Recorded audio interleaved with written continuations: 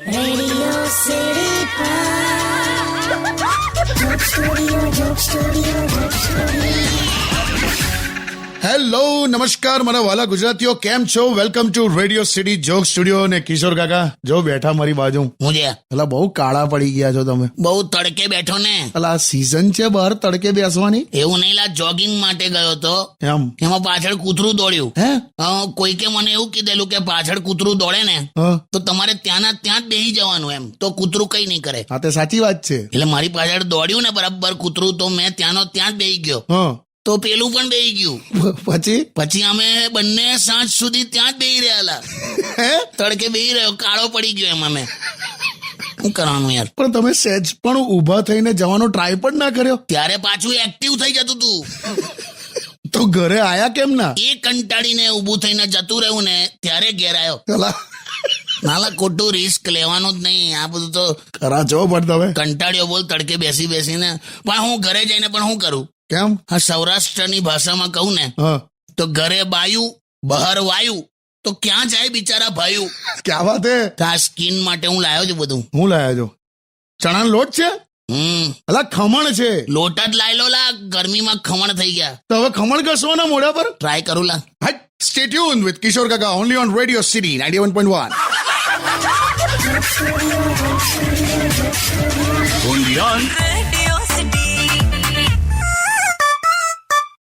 Radio City Pod. Joke Studio, Joke Studio, Joke Studio. Welcome back. તે હા હું જુએ છે? હા જો ફોટા તો જુઓ તમે.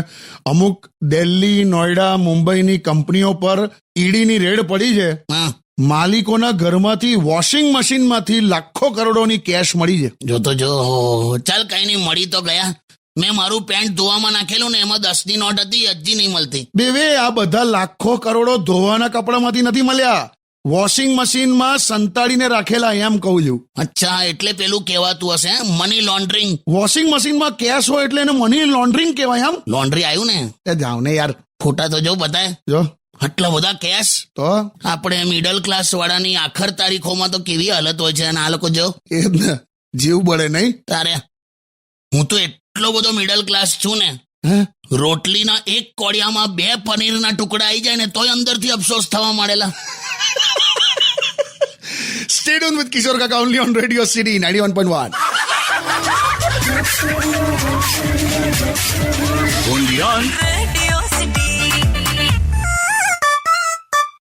Radio City Pod.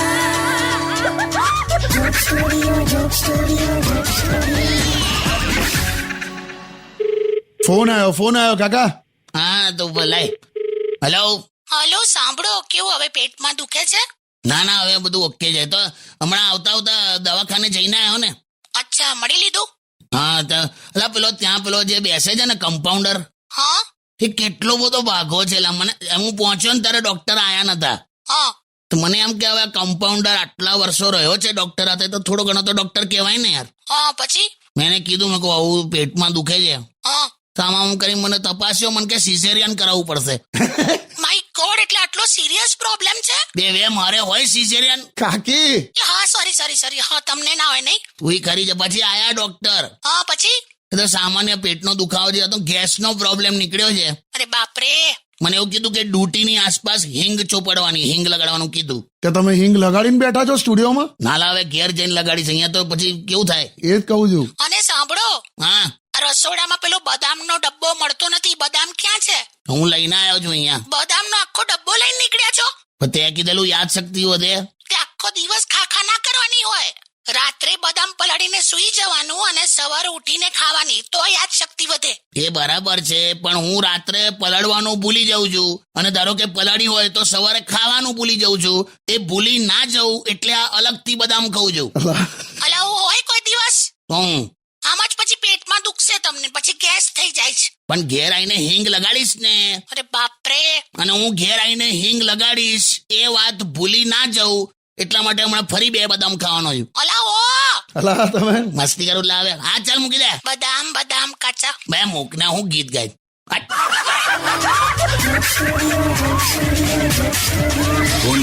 Radio City. સીડી joke studio joke studio joke studio હા એવું લાવે બે હા આ ચાલુ થયું લા હા ઓકે વેલકમ બેક. ભાઈ તારું ક્યાં ધ્યાન હોય છે?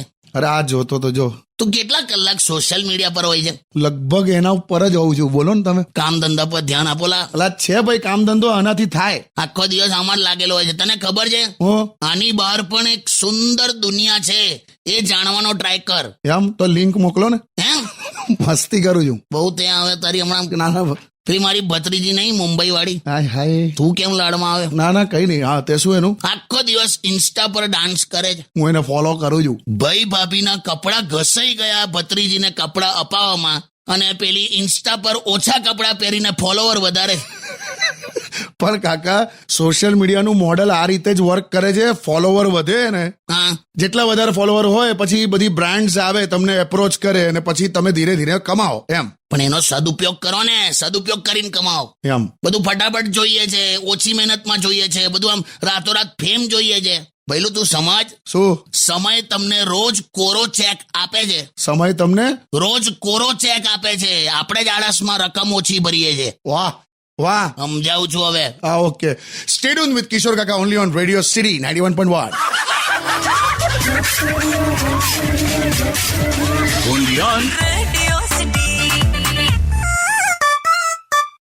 રેડિયો સીડી joke studio joke studio joke studio welcome back. કાકા હા ભાઈ યુટ્યુબ પર ભાવનાબેનનો એવો સવાલ છે હું કે લગ્ન પછી એવું કેમ થાય કેવું?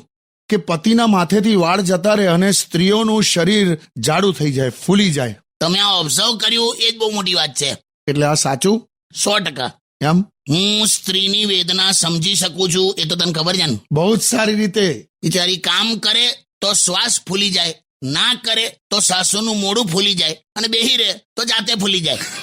પણ ભાવનાબેન, લગ્ન પછી વાઈફનું શરીર વધે અને પતિના માથેથી વાળ જાય, આ તો સુખી લગ્ન જીવનની નિશાની છે. એમ સુખી સંસાર કહેવાય. એમ અને આમે ટકલા પુરુષનો તો ફાયદો છે લા. કઈ રીતે? તું જોજે, કોઈ પણ વ્યક્તિ ઊંઘીને ઉઠે ને હા તો ક્યાંક તો એ તને બહુ આમ ક્યુટ ને એવો લાગે, એકદમ મસ્ત. હા ક્યાંક તો હાવ પછી વિચિત્ર જુદી ટાઈપનો જ દેખાતો હોય. હા. ખાલી ટકલા જ એવા હોય કે જે સૂતા પહેલા અને ઉઠ્યા પછી હરખો જ લાગતો હોય. એટલે આ તો સરસ ચાલે છે ભાવનાબેન, જીવન તમારું સારું કહેવાય. લુક્સની ચિંતા નહીં કરવાની, હેલ્થ અને રિલેશન સાચવવાના. સાચી વાત. સ્વાદ અને વિવાદ બંને છોડી દેવાના. હા હા. સ્વાદ છોડો તો શરીરને ફાયદો, વિવાદ છોડો તો સંબંધોને ફાયદો. વાહ વાહ, ફિલોસોફી. કામની વાત કરી. સારું ઓકે. સ્ટે ટ્યુન વિથ કિશોર કાકા only on radio city 91.1.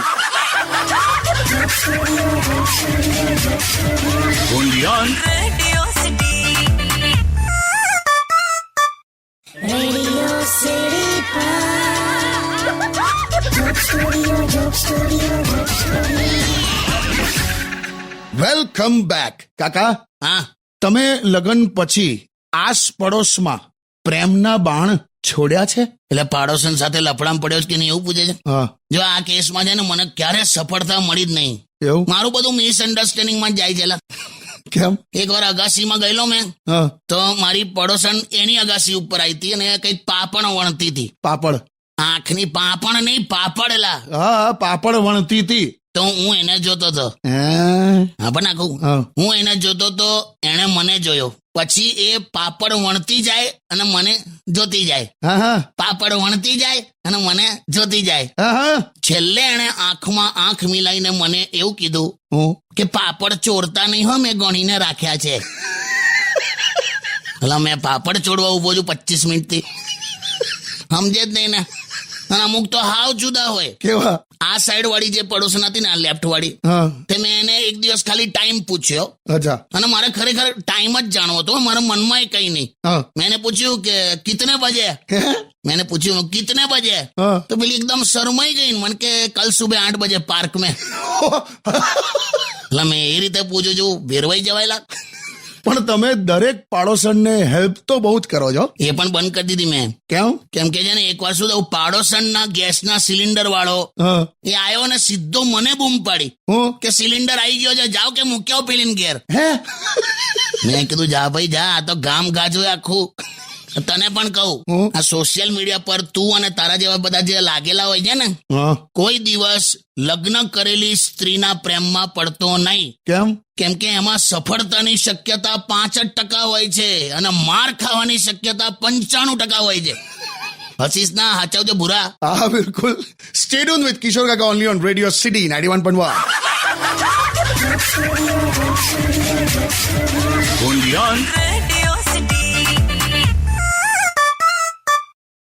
Radio City Joke Studio, Joke Studio, Joke Studio.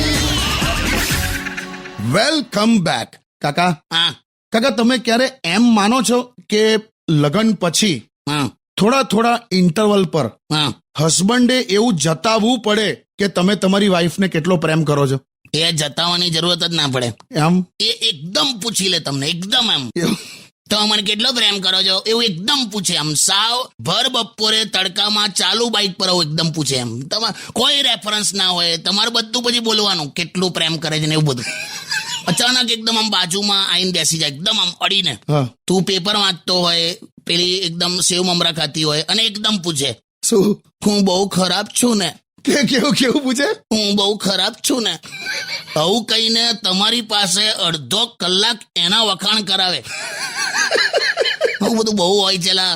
આ તારી કાકી પણ એકદમ વચ્ચે એકદમ અચાનક મને કે હા. હું મરી ગઈ તો તમે રડશો?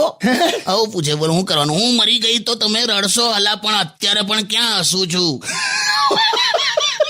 હું યાર. પણ આવું રેગ્યુલર ઇન્ટરવલ પર આવું થયા કરવું જોઈએ. કેમ? કેમ કે કેવું જો સમજ, હા. ઘરમાં કિચન સેટ હોય, ડિનર સેટ હોય, સોફા સેટ હોય, સોના ચાંદીનો સેટ હોય, પણ ઘરમાં રહેવાવાળી અપસેટ હોય તો આમાંનું કશું કામનું નહીં. વાહ કાકા વાહ, લાયા. સ્ટે ટ્યુન વિથ કિશોર કાકા ઓનલી ઓન રેડિયો સિટી 91.1.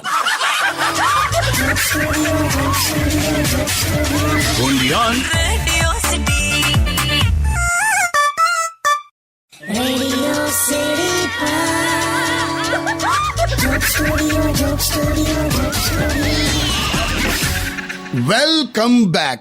કાકા હા હમ તમારે બ્લેક કોફી પીવી છે? બ્લેક કોફી એટલે તારી પાસે બીજા કયા કલરની કોફી છે?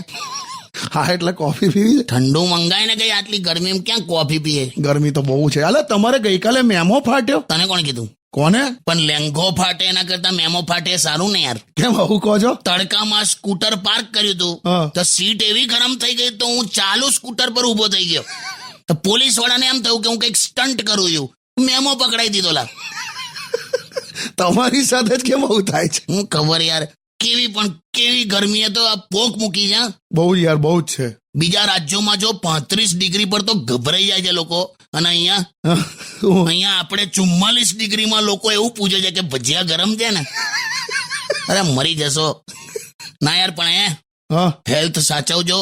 3 થી 4 લીટર પાણી પીવો, લીંબુ પાણી પીવો, છાશ પીવો. બીપી ડાયાબિટીસના જે પેશન્ટ હોય દવાઓ રેગ્યુલર લો. સાચી વાત છે. સાલું જળમાં પાણી રેડ્યું હોત ને તો અત્યારે કુલરમાં પાણી રેડવું ના પડત. સાચી વાત છે કાકા. સાચવજો ભૂરા. Stay tune with radio city 91.1.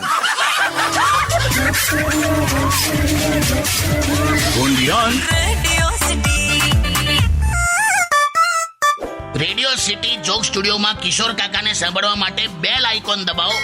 Subscribe કરો રેડિયો સિટી ઇન્ડિયાની યુટ્યુબ ચેનલ, અને રેડિયો સિટી ગુજરાતીના ફેસબુક પેજ અને ઇન્સ્ટા પેજને હમણાં જ ફોલો કરો.